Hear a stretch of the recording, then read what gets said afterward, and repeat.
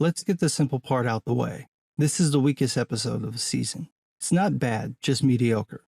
It sets up some of the conflicts that'll happen later in the season, but because of the way that the episode is structured, it doesn't do it all that well. The episode is set nearly 3 years after the previous one, and opens with the scene from the war happening in the stepstones between Daemon and the crab feeder. Then it goes to Rhaenyra, Alicent, and Viserys and their family drama, and finally ends with the showdown between the crab feeder and Daemon.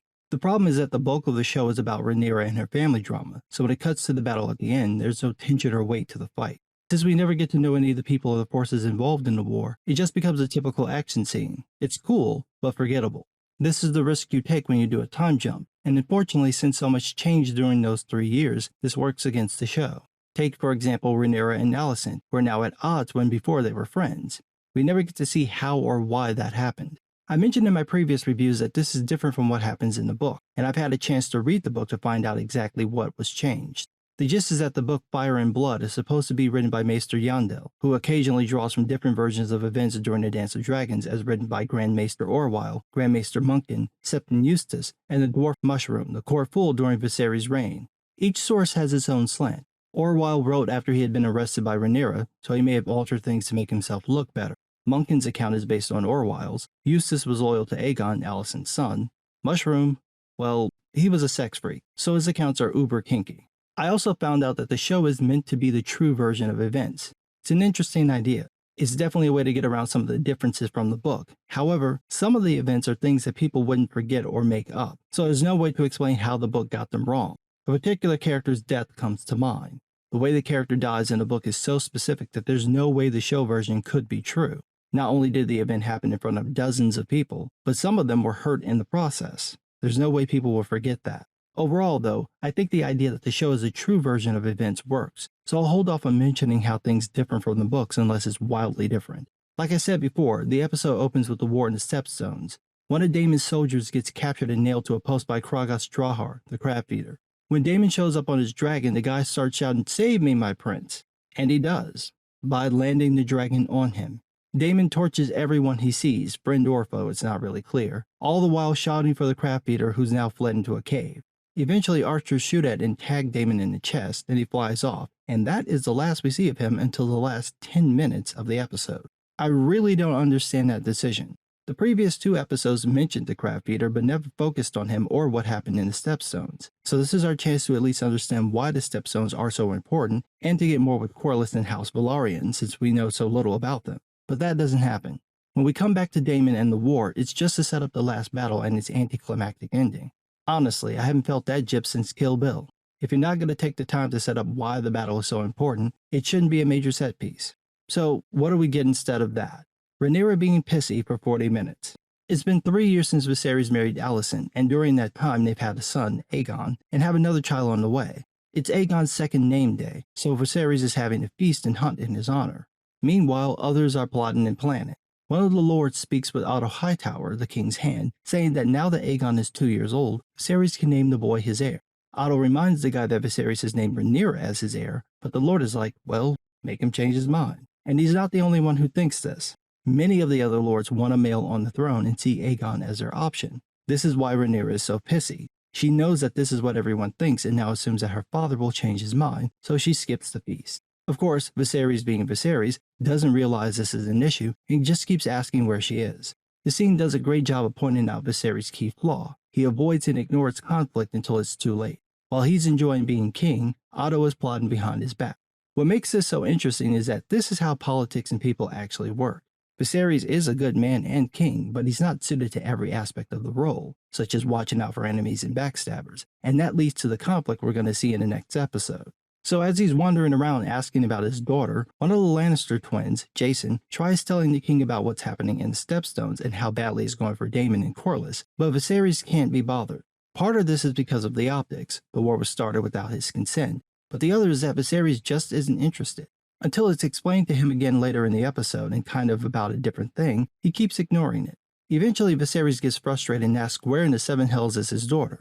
We find her reading a book under a tree, forcing some poor musician to play the same song over and over while she mopes.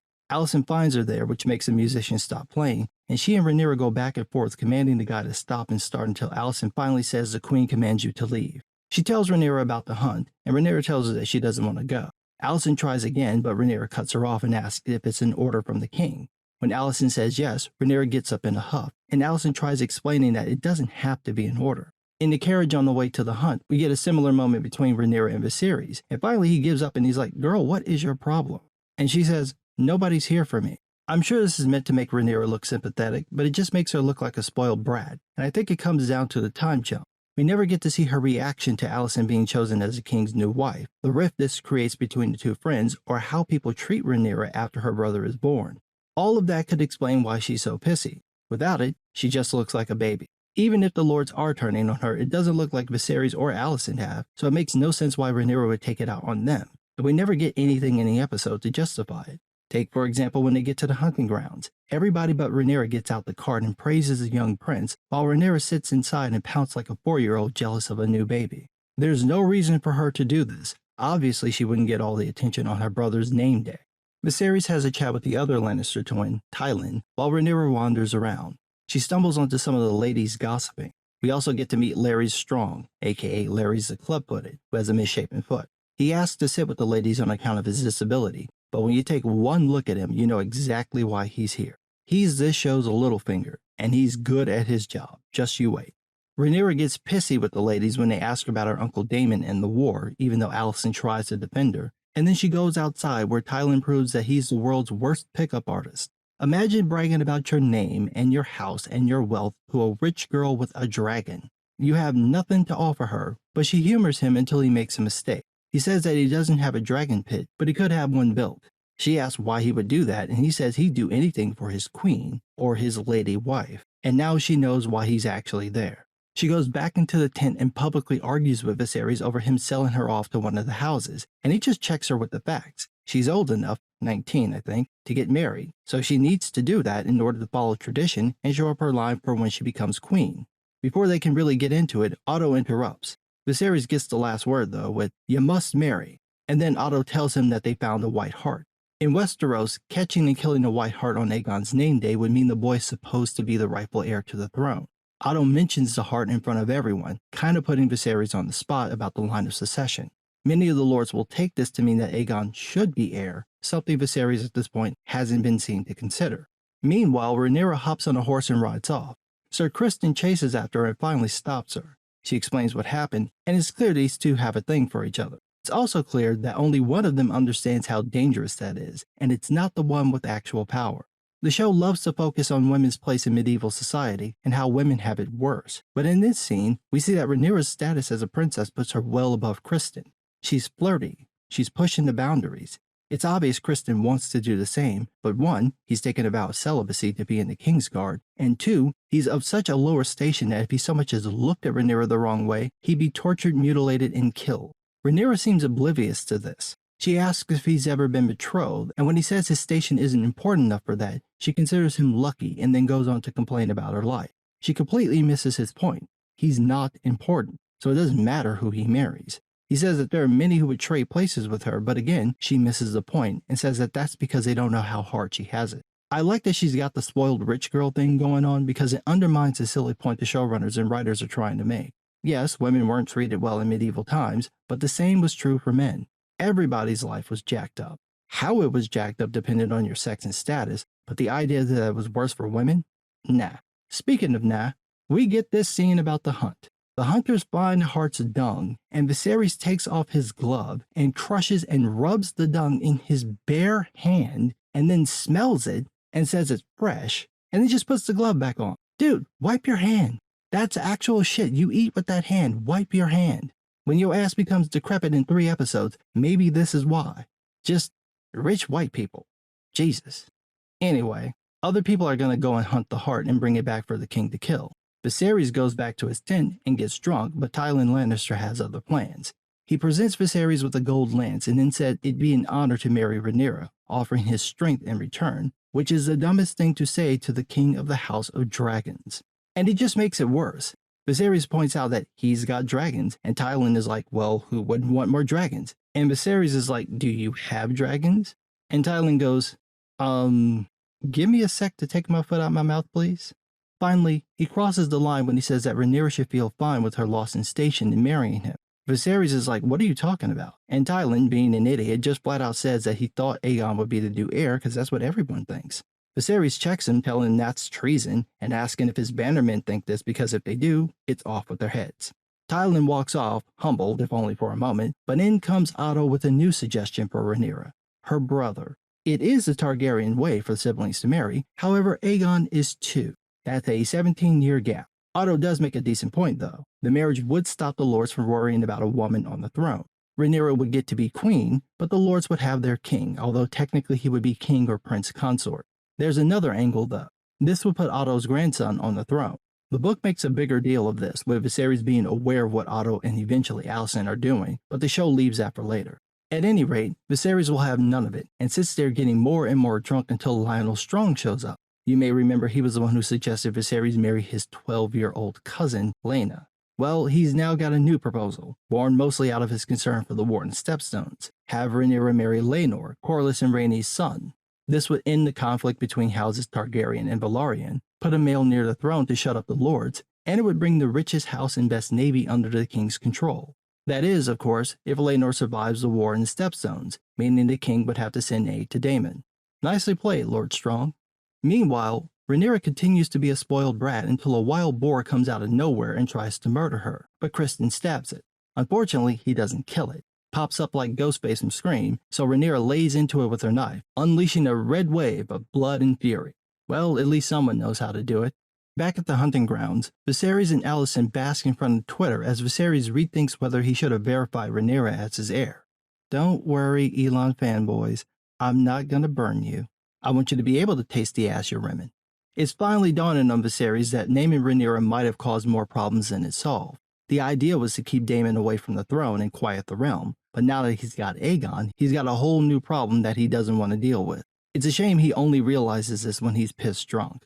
The next morning, he finds that the hart the hunters caught isn't the white hart, it's just a regular stag. That kind of implies that Aegon isn't the rightful heir, which again puts Viserys on the spot. He makes it worse by botching the kill, having to stab the poor animal twice. That can't be a good omen. Also, imagine having to applaud this after watching him thoroughly screw that up. He didn't just miss, someone had to point out where to stab. Twice. I know hangovers suck, but damn. So where is the white hart? Oh, you know where. It finds Rhaenyra and she stops Criston from killing it, and then it just walks off.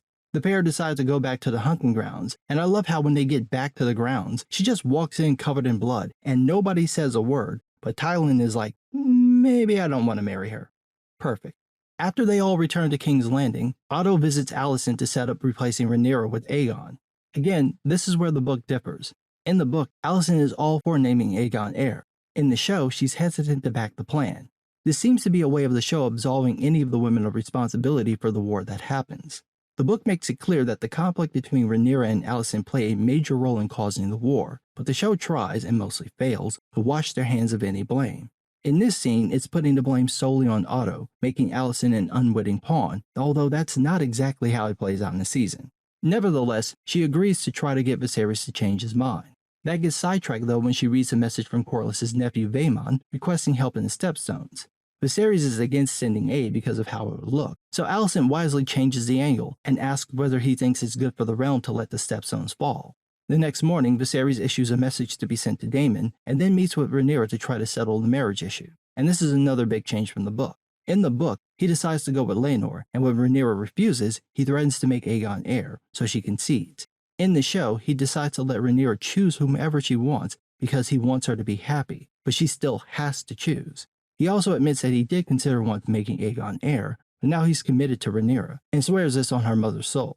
Meanwhile, in the Stepstones, Vaemon argues with Corlys about Daemon and the war. Laenor mentions their plan to trick the crab feeder into the open and then surround and kill him, but they need good bait, namely Daemon. However, Vaemon doesn't like Daemon and essentially suggests they ditch him, but Corlys is having none of that. You don't go around talking about mutiny in front of the world's greatest sea captain. As this happens, Daemon lands and joins them just in time for Viserys' messenger to arrive with his note promising aid. Matt Smith continues to be a joy to watch in this show. He's having so much fun, and the man can steal a scene without uttering a word, and that's exactly what he does. He reads this letter and then just destroys the messenger in anger, and then goes and does this half-ass plan Laenor mentioned, because he'd rather take his chances with that than get help from his brother. Incidentally, the plan works. Damon pretends to surrender, coaxing out some of Drahar's men, and then slaughters them, running closer and closer to the crab eater as arrows rain down on him. He almost makes it but gets Boromired. The crab eater's forces surround him, but just as they're about to go in for the kill, Laenor comes in with a save with Dragonfire, and Corlys and his men make short work of the Triarchy. Damon spots the crab eater as he scuttles into a cave, and miraculously Damon's able to sprint after this dude despite taking an arrow to the knee. We get a couple of shots of the Valyrians just carving men up, and then Damon comes out the cave with what's left of the crab eater, and the episode ends. Wait, what? We don't get to see the fight? He cut this dude in half. We don't get to see that? What kind of ending is that? You didn't build this up like we're gonna get some badass battle, and then you just jip us at the end? I guess this makes sense because the show barely spent any time in the Stepstones, but I still feel cheated. 5 minutes of foreplay and you just walked off. Fortunately, all the episodes after this are awesome. They are some of the best television I've seen in years. It really is a great show. This is the weakest episode. I promise you, everything else is solid 4-star awesomeness. My God, it's so refreshing to watch a show I actually enjoy. I almost forgot what that was like. But what do I know? I'm just some guy.